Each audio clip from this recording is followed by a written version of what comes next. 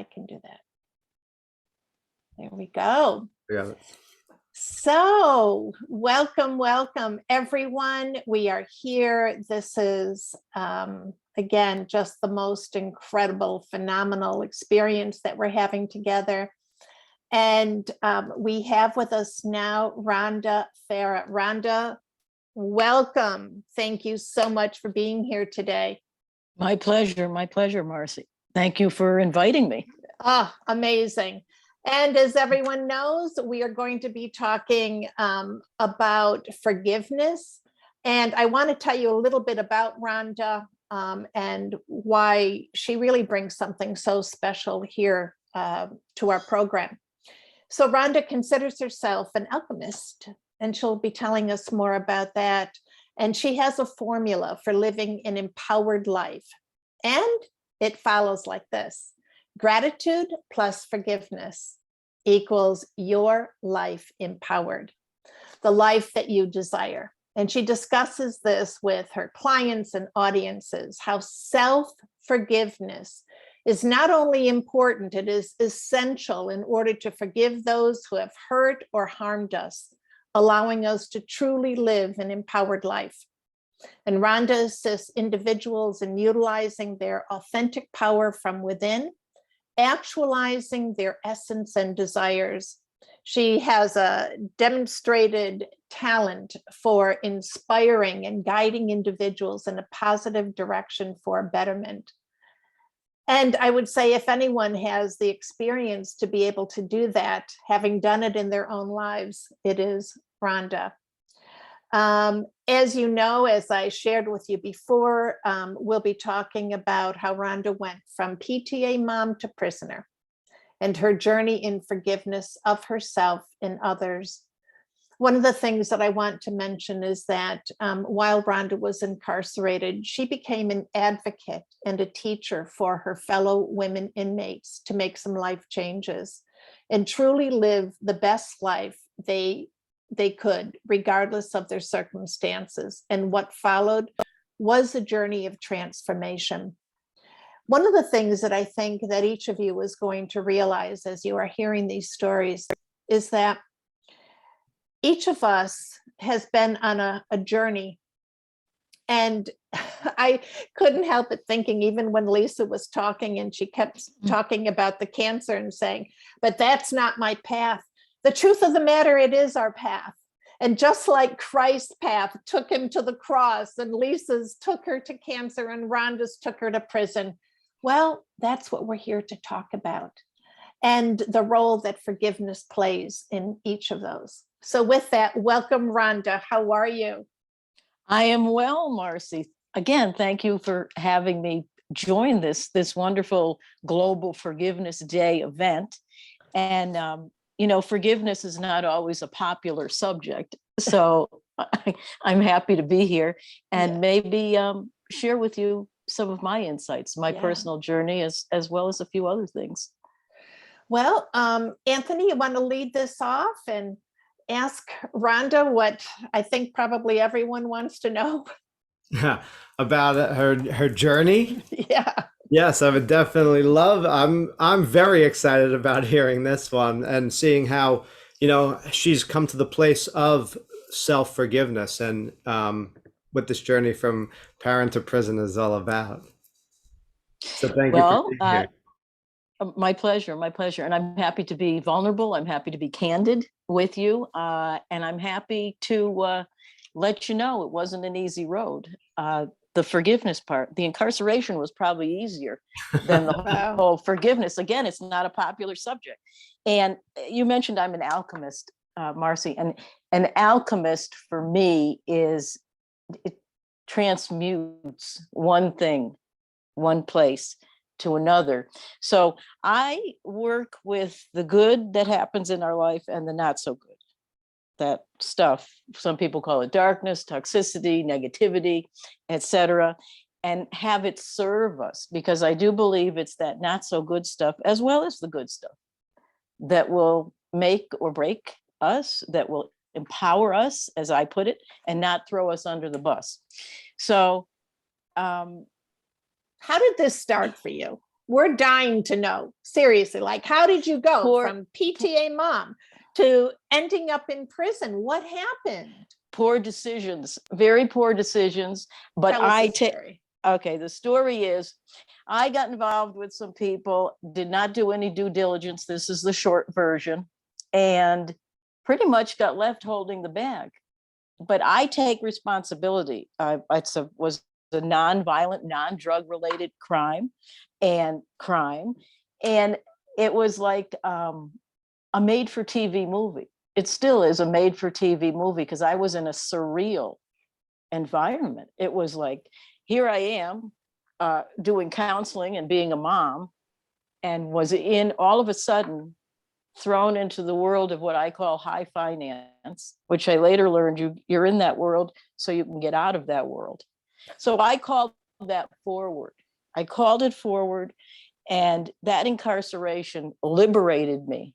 I had to be incarcerated in order to be liberated and to be pivoted right back into being a person whose purpose is not high finance. My purpose is having people live the life that they desire by taking the good stuff as well as the not so good stuff. In my case, it wasn't just prison. I mean, I have a whole laundry list of things that I called forward in order to learn this technique of taking the gift and taking the blessing from what was happening to me, whether it was incarceration, divorce, I've had a couple of those, really messed up finances, illness, incidents of breast cancer. And it has taught me to go within and to understand that wherever I am, women's federal prison camp, sitting, having chemo somewhere, it has served me, it has empowered me, and has taught me to go within and to utilize self-forgiveness in order that I may forgive others, those who have harmed me.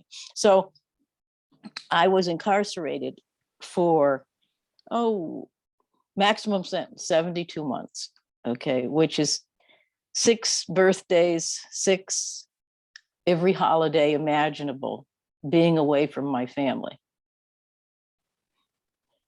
So I have forgiven myself for making those poor choices, and that put me in a situation where I would never in a million years. I wrote an article where prison for me was the disease I thought I'd never get. Here I end up with cancer as well. So it was a series of, certainly the incarceration, the prison camp precipitated me having to go within and to understand that, okay, life is very short and change is on a dime. It did for me. And in my heart of hearts, never thought I was going to prison through trial and everything else. And we'll get to some of that with respect to my own journey and forgiveness of those, whether it was my judge, my attorneys, people that I collaborated with that nothing happened to. And all of a sudden, in federal prison camp, and it took about a year, that I stopped pounding the phone against the wall. And I said, okay, I gave it up.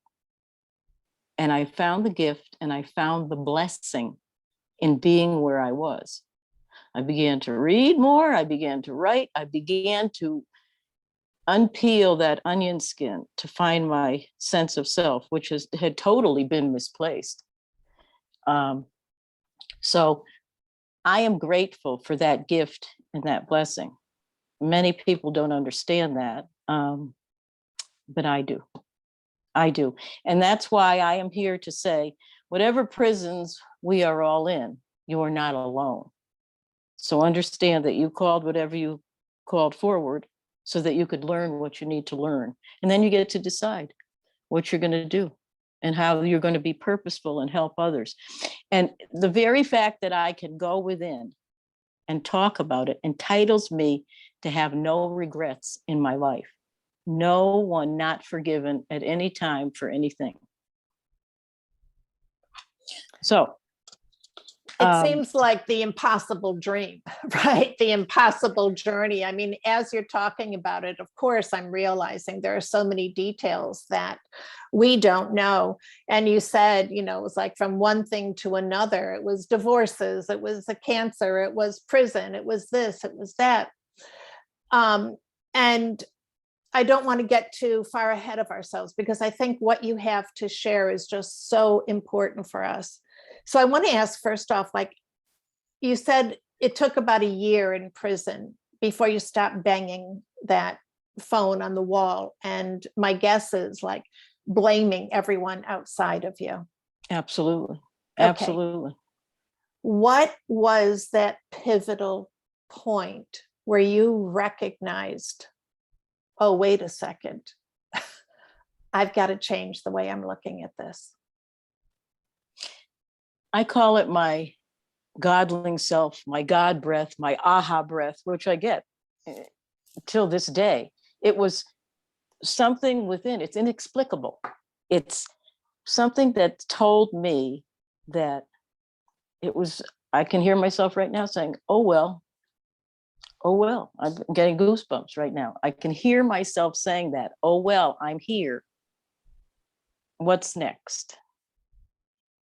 And that is where the journey began. When I stopped hitting the phone against the wall saying, I'm not supposed to be here.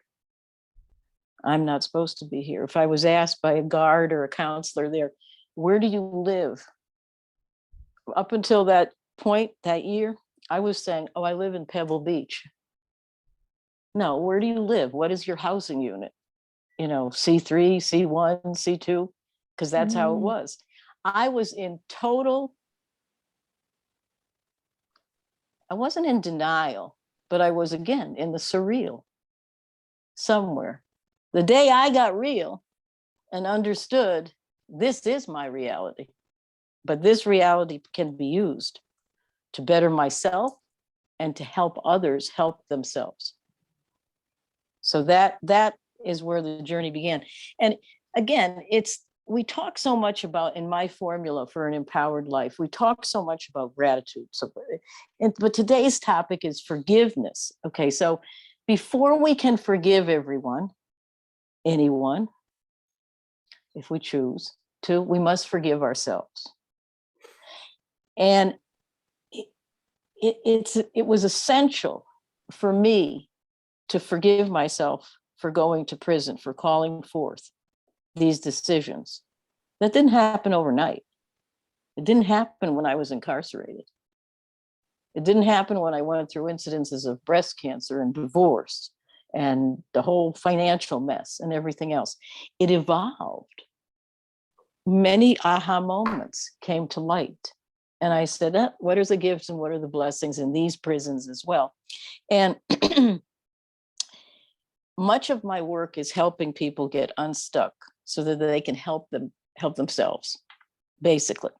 I don't have a magic wand. I have clients and audiences that would love me to have a magic wand and wave it over everyone, because we are in an immediate gratification society, because it takes work and it takes going within, and it takes tools and techniques. And forgiveness is a powerful tool, an extremely powerful tool. And if you can go within and start this process, and I can give you a tip or two with respect to find out how capable you are, and to go and to say, you're okay just the way you are. Rhonda, you're good. You're enough just the way you are. You're important. What you say and what you do matters, regardless of whatever label was put on my head, because I put it there. Convict, okay, inmate, all of that and more. Felon, I'm still enough. And those labels were given to me so that I could help people understand that they are not alone. I needed to get unstuck and unblocked. And when I work with someone to get unstuck and unblocked, one powerful tool I use is to write a letter. Write a letter to yourself. It would go something like this. Dear self, dear Rhonda, I'm writing to you today. I've been meaning to write to you for quite some time. First and foremost, how are you? Rhonda, I am just wanting to tell you how much I like you. I love you. I appreciate you. Thank you for being in my life. Rhonda, I forgive you for making those poor choices that placed you in a women's federal prison camp and had you be away from your family, be away from your daughter, that had you seemingly miss out. I still love you. I like you, and I appreciate you. Write that letter to yourself. And then understand that what we say in that letter lets us forgive another. Write a letter to someone that maybe they've hurt you, maybe they've harmed you. And now it's time to forgive them. You don't need to mail the letter either. That's not necessary. But what is necessary is that you practice that forgiveness. And we all know this. Maybe we do, maybe we don't. Resentment, holding grudges. The only person that hurts is us. And that's not empowering at all. And you've heard it before, non-forgiveness, the inability to forgive is like ingesting poison and expecting the other person to die. Not going to happen. Clearly the definition of insanity, as one brighter than me has stated in the past. So again, if you want to live the fullest life, that empowered life, the life that you desire, the life that you deserve, because it's your birthright, forgiveness is an essential. It's an essential element. One thing I know that, again, all throughout my life, when I leave this earth, there will be no one I have not forgiven. No one. I'm dedicated to that. Again, not always easy, but it happens. It happens if you choose that for yourself. What I am able to own, and I invite everyone here, everyone listening, what I am able to own, I am able to heal. Whether it's whatever story I happen to be in with myself and who I am, what my purpose is here, what my mission is on earth, with others, with prison, with divorce, with illness, with financial ruin, with abuse, and with violence. Listen, we all have our story. I don't even need to know your story, but you need to know your story and to understand that you are not at the mercy of your story at all. If you choose, understand your story for what it is. It's not going to determine your reality ultimately, but it's there to help you. So by now you know that forgiveness is totally necessary for me, to live the life that I want, a peace-filled life, a joy-filled life, a healthy life in body, mind, and spirit, financially, socially, in my relationships, in my love life. Absolutely essential. Forgiveness is the clearing tool. Clear everything that is not serving us. And understand that nature abhors a vacuum. So something will fill it up. You may fill it up with another lesson that you might want to learn, and that's okay too. But clear away that which is not serving you, and forgiveness is an essential tool for that. Yeah, I mean, you've just like unpacked an awful lot right here in a short amount of time, given us some wonderful tools, but there's something that like just keeps like flashing out at me, and that is your story itself, right? So here you are, you're a mom, you have a daughter, you're married, you're have a job, you're working as a counselor, right? Somehow you get involved in a business deal that goes bad, right? It goes Yes. down. You get caught holding the bag. Everybody else around you says bye-bye, right? They go off on their merry way. And you are incarcerated for 6 years. Like you Yes. said, every holiday, every, moment of celebration that you could have had with your family, your friends, your daughter, all of that. What I'm being so impressed with is in your story, in Lisa's story, in the stories of the brain injured clients that I worked with, is how life brings us to this place and bam, just like that, it can change on what seems to be a dime. The blink of an eye, and all of a sudden, where the hell are we? We are in some kind of a twilight zone. But Rhonda, what I loved so much about what you shared there was you kept saying, I called that in.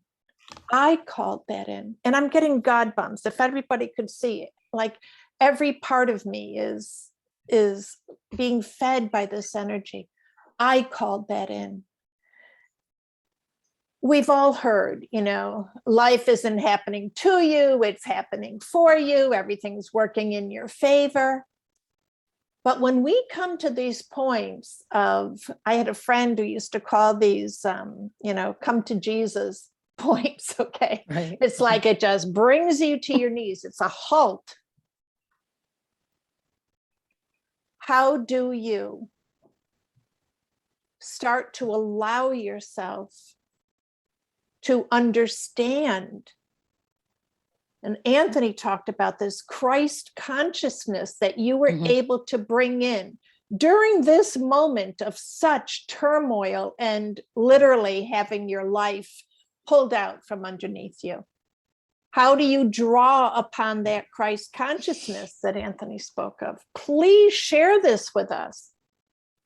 For me, Marcy, it's being, capital B-E-I-N-G, to be, not to consistently do. We're all doers.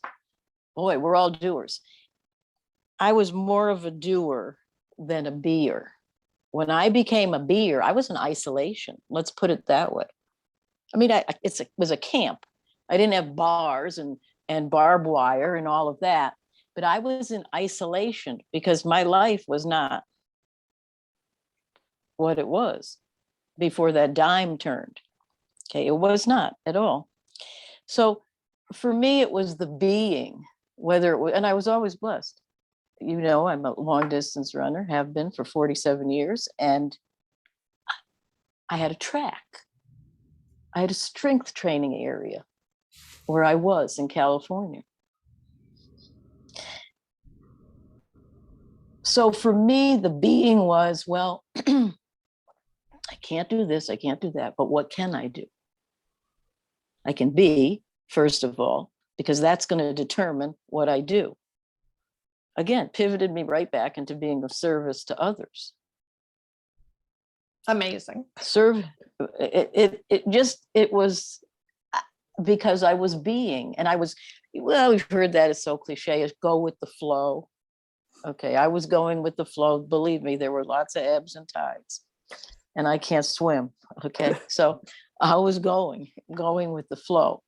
And I realized, okay, I can continue to judge my situation. And I'll tell you about my judge in a second, who I have forgiven. I can continue to judge. We all judge, okay? We all judge. It precipitates the forgiveness. Forgiveness is so necessary when we judge. We judge ourselves, we make ourselves wrong. We judge others, they're wrong. Okay. We judge. We judge. For me, I decided, no, I'm not going to judge myself. I like myself just the way I am, even though now I have these labels. Okay. So I went from the blame, as you mentioned earlier, everyone else and then myself.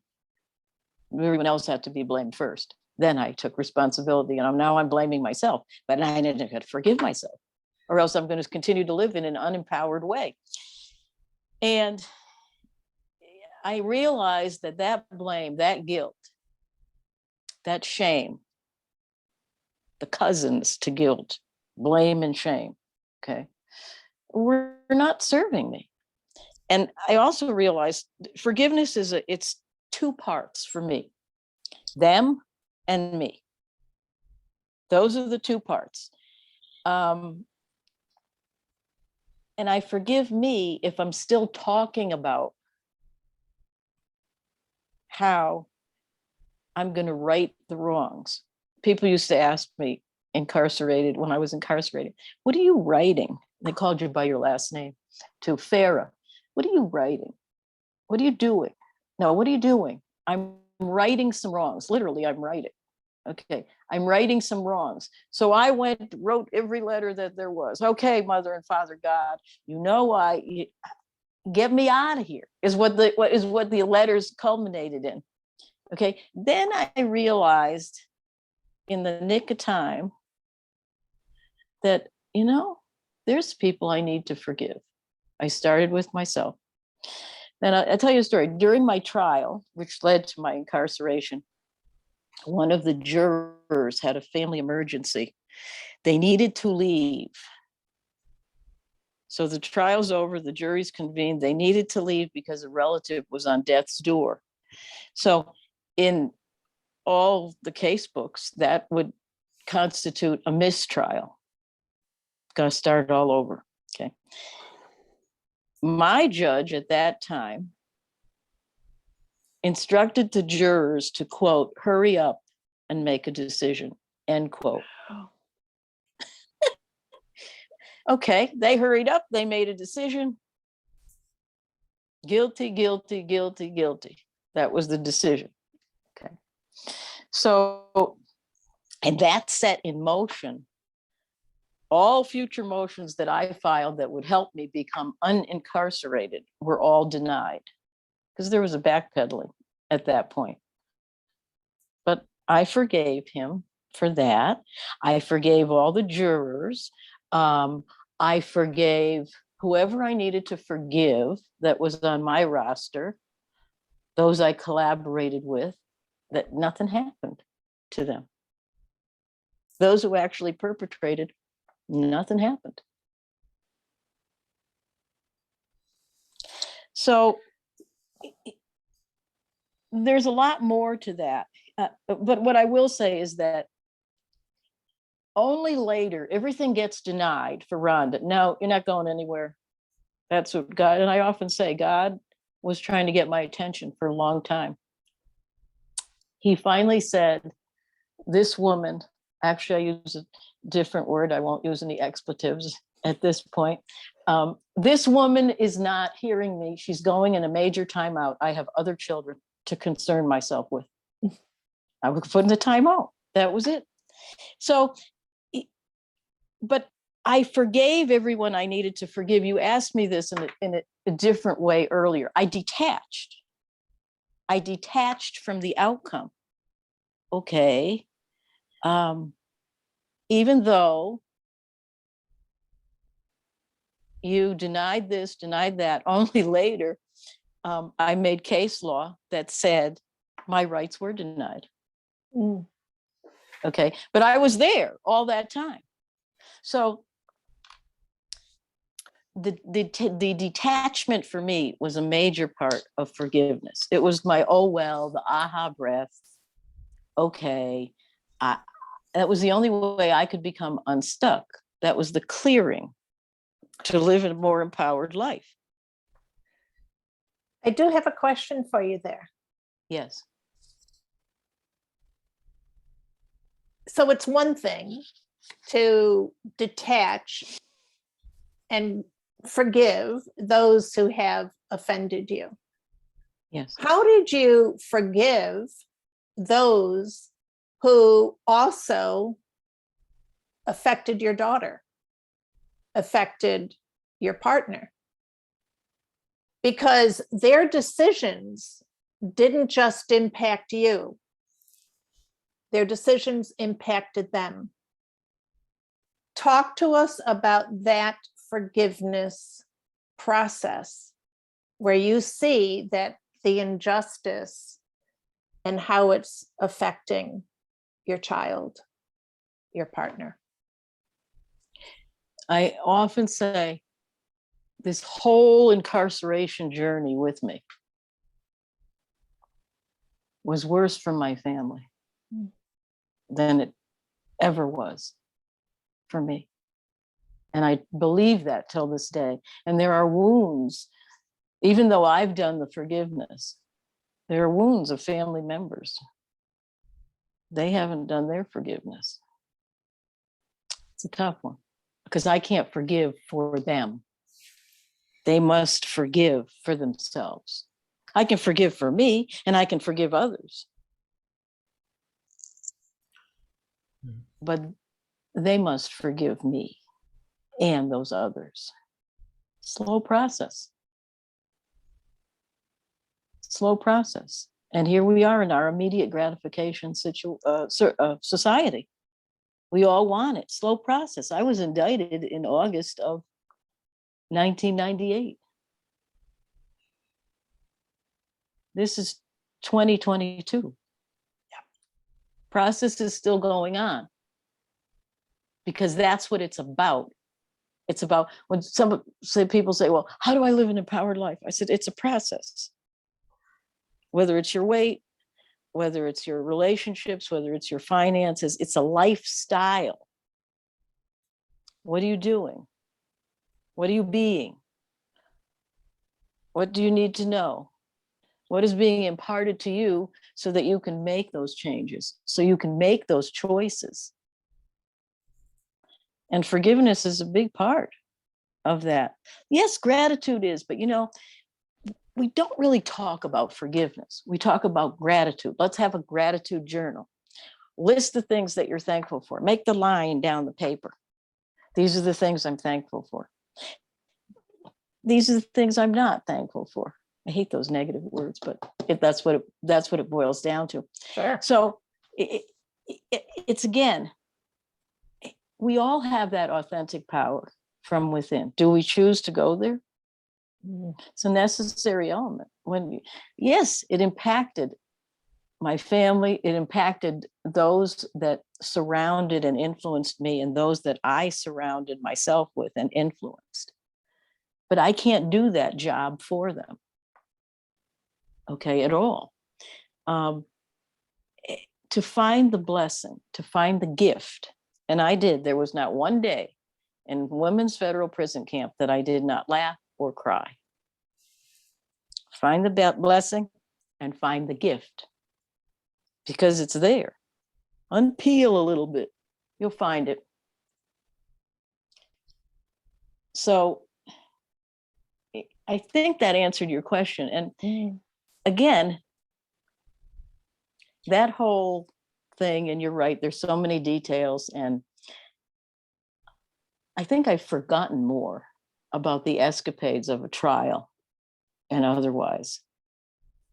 I have forgotten more because I have forgiven. And I go, oh yeah, once in a while, something occurs to me. But to be placed in that situation, to find my sense of self that was misplaced, and to help others do the same. That was my purpose. That was why I was there. There's no question in my mind.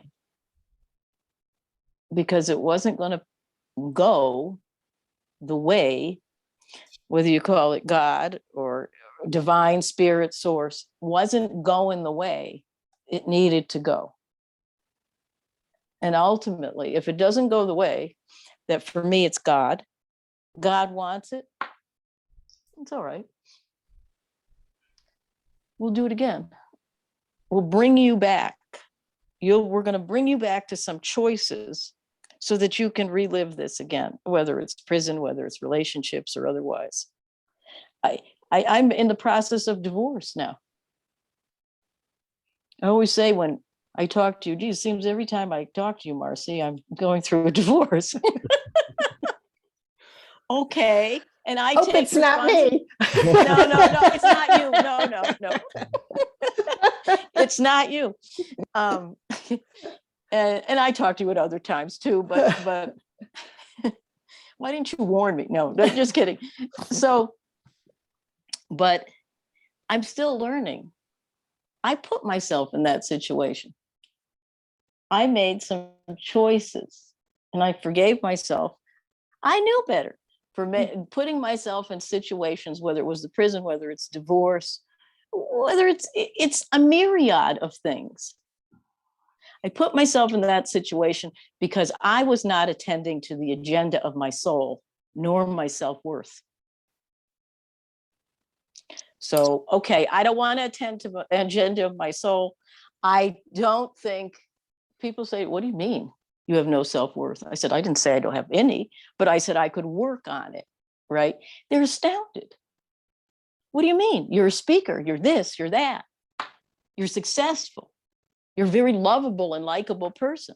I go, no, I think I need to work on my self-worth some more. I need to know, not just believe, that I am enough. I am important. What I say and what I do matters. And I impart that to others. Don't stand on ceremony with yourself. Because when you look in the mirror, that's who you have to answer to.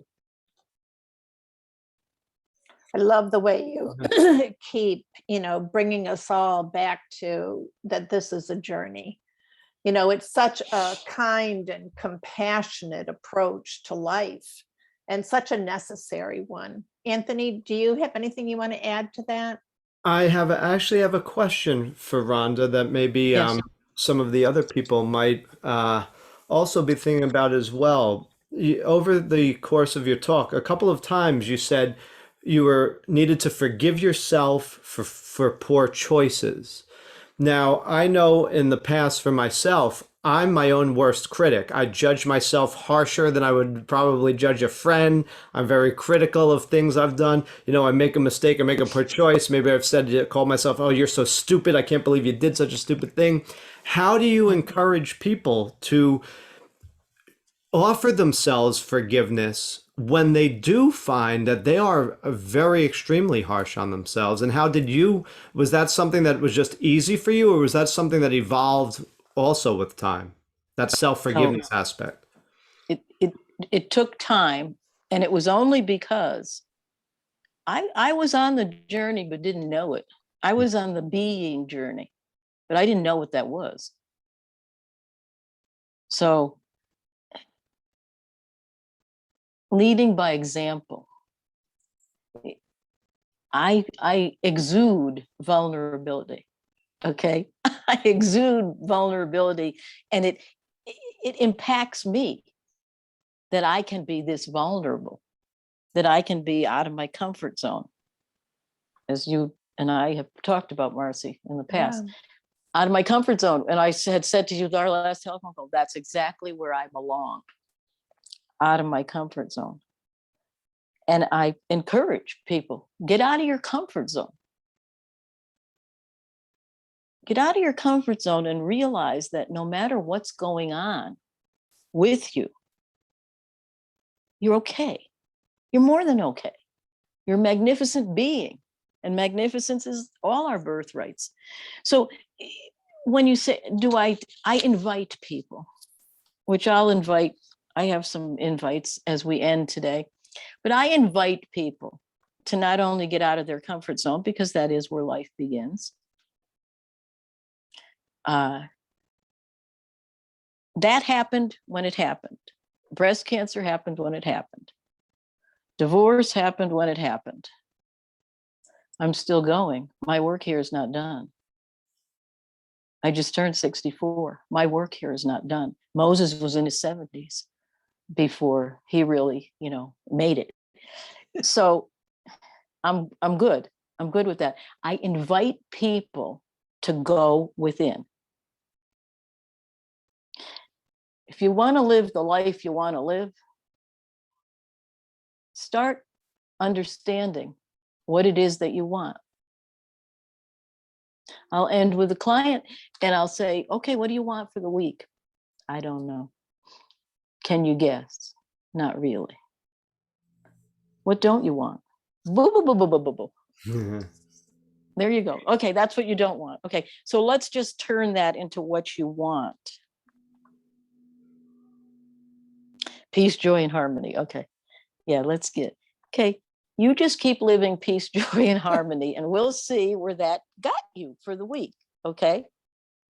And in some cases it works, in some cases it doesn't. So for me to invite you to live your best life ever, I'm inviting you.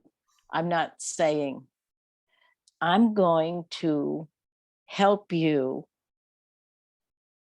live your best life ever because I'm going to do it all for you.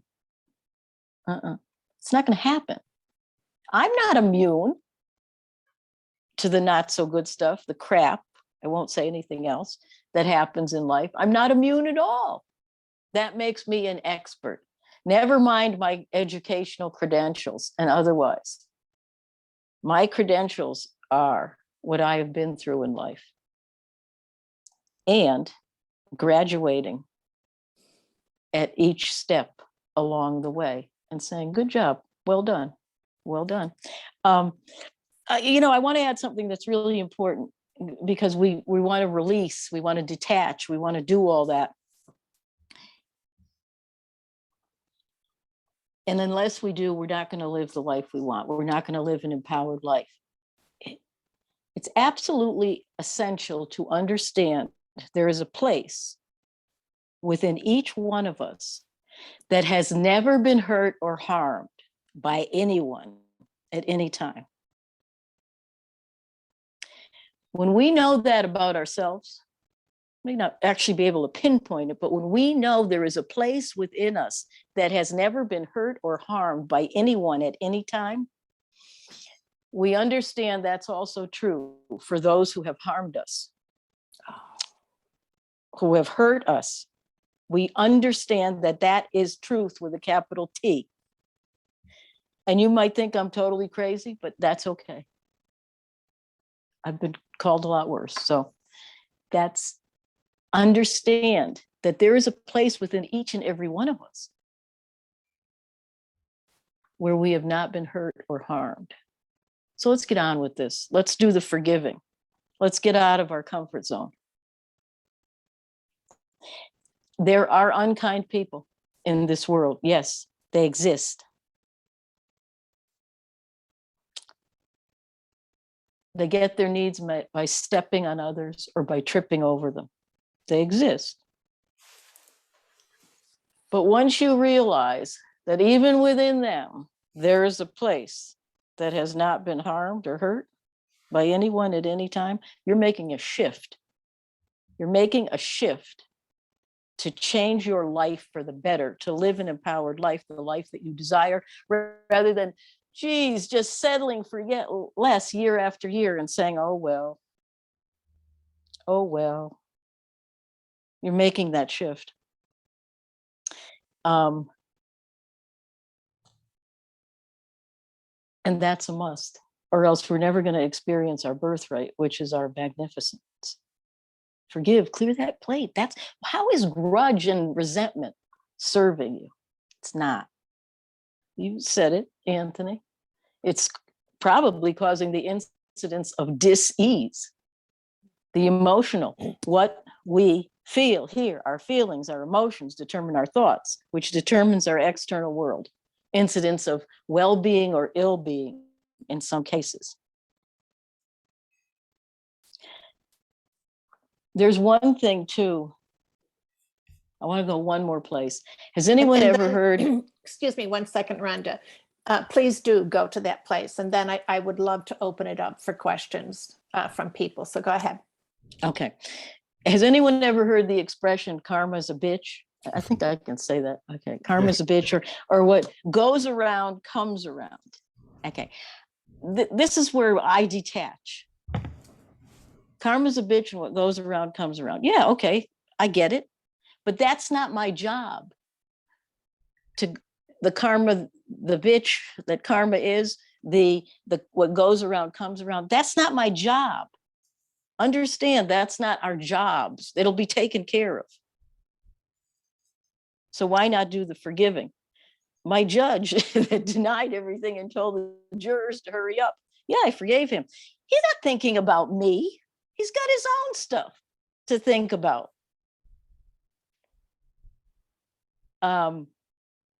My soon-to-be ex-wife, who I have forgiven because I have that power within me called self-love, to love her, even though I don't like her. I don't like her actions, her betrayal, her behaviors, and otherwise. But I'm daring to say she's probably experiencing some karma right now, but that's not for me to know, even. It's not for me to gloat about. So karma is a bitch, and yeah, what goes around comes around. And it's, for me, it's about freedom. And I have the privilege of experiencing freedom within myself because I forgive. Powerful, powerful, powerful, powerful. Thank you so much. Does anyone have any questions for Rhonda? We have a short amount of time left, but we'll make certain that you can all get in touch with her. Does anyone have any questions? Please raise your hand.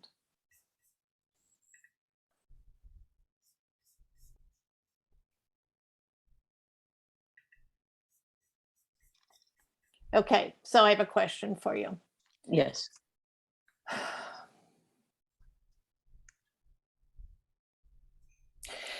So what I'm gathering from everything that you've shared with us is that there are some really obvious things, right, that we need to forgive. Your judge, the jurors, the this, the that. You came to a place where you knew you had to forgive those people. What about the things that are not so obvious? How do we recognize them? And how do we practice that forgiveness to be able to let go of those as well? I mean, that's real empowerment. That is empowerment. And the only way I got there, and the only way, in my opinion, anyone can get there, is to be and to listen and to go within. This, and to get out of your comfort zone. I'm a very private person. I think you know that, Marcy. Okay. For me to do some major television stuff, talking about prison and how it helped me, I went within and I said, okay, I still have the choice. Am I going to do this or am I not going to do this? Whether it's, and I'm not speaking specifically about this interview, but other things. I got out of my comfort zone and I am sure the hell glad I did, because I just unpeeled some more of that onion skin. Mm-hmm. And I came to a place that those are the, yeah, there's obvious things. Your life's not working. Okay. As Dr. Phil would say, how's that working for you? Okay. So the obvious things are, okay, well, I better do something about it. I better practice forgiveness, the powerful tool that it is. Or I better be grateful. There have been some changes in my emotional, in my physical, in my spiritual life. This is what's not obvious, the how. Okay, so how do I do that? How? Okay. As an alchemist, okay, I have a toolbox. And I look in the toolbox and sometimes I'm my best client. I'm my best audience. Because I never ask a client or an audience to do anything I would not ask of myself. And I invite a lot. And I invite myself to get out of my comfort zone. Just when I think that I'm being enough, capital B, capital E-I-N-G, I say, no, maybe there's a little more. Maybe there's a little more. There's a little more room in there. And every time I do that, you know what? I prove myself right. I prove Amazing. myself right. So again, it's obvious, but the how is not obvious, which is why it's essential to listen Some people call it your intuition, your gut, my godling self. Listen, because the how is going to show up. And sometimes even the how will have to show up 5 or 6 times. Oh yeah. Yeah, maybe I should follow my thought. Maybe this is how I get to where I need to go. I've been listening and this keeps showing up. Yeah. Just maybe different clothes. That's all. Different names, different faces. That sacred awareness. Yes. So Rhonda, I know you have some invitations for us. Yes. Could you share those with us? And then we'll welcome in our next guest. So go ahead. Okay. Well, first of all, thank you for letting me talk about forgiveness today. And I'm going to leave you, yes, with some invitations, because that's what I do. So I invite our listeners, I invite the world, okay, to handle whatever unfinished business you may have with this very powerful tool of forgiveness. Utilize this tool of forgiveness of yourself and those who have harmed you. I invite you to take responsibility to get unstuck from within, because I was there until I said, enough is enough. Tired of being stuck in whatever area of my life it was. I invite you not to be at the mercy of settling for less year after year and living life in default mode. You are not your story. Understand, your story has a use and a purpose, but you are not your story. I invite you to be your godling self, not merely your earthling self, or whatever you call it, for those who do not like the G word, and forgive, so that you may experience the magnificence of who you truly are, what your birthright is. I invite you to start forgiving in the smallest to the largest ways. You know what that means for you. Start forgiving. Today wouldn't be too soon. And I invite you, if you're fortunate enough to have your mother still with you, to call your mother. Call your children, call your loved ones, call those that you may have some friction with. Call them. And today's a good time to start. And finally, through the power of forgiveness, I invite you to treat life as if it were ice cream and enjoy it before it melts. Namaste. Oh, God, namaste. Namaste. Oh, thank you so much, Rhonda. We have become enlightened with what you have shared. Thank you so very much. For all of our listeners, please, when you get the email asking you for your ahas, asking you what you have gleaned from all of these incredible speakers, please make sure to leave your comments about how much you appreciate these people who are coming here, opening themselves up, giving you their hearts, their souls, everything to be here with you today. This is their gift to you. They are gifting you the most important parts of themselves to inspire you, but also to support you, giving you what you need to come into your most powerful and empowered self also. So thank you again. This has just been incredible. Next up, we have Lee Lawrence, who's going to share with us about his NDE, his near-death experience, where he learned so much about forgiveness and why it is so essential. We're going to take a quick 5-minute break. Please stretch, get something to eat. We want you with us, so come back, just get whatever you need so that you can be here. This is for you as much as it is for us, to be able to share our hearts and everything that we have become through our own processes and journeys. Thank you so very much. And we'll be back here in 5 minutes. Thank you, Rhonda.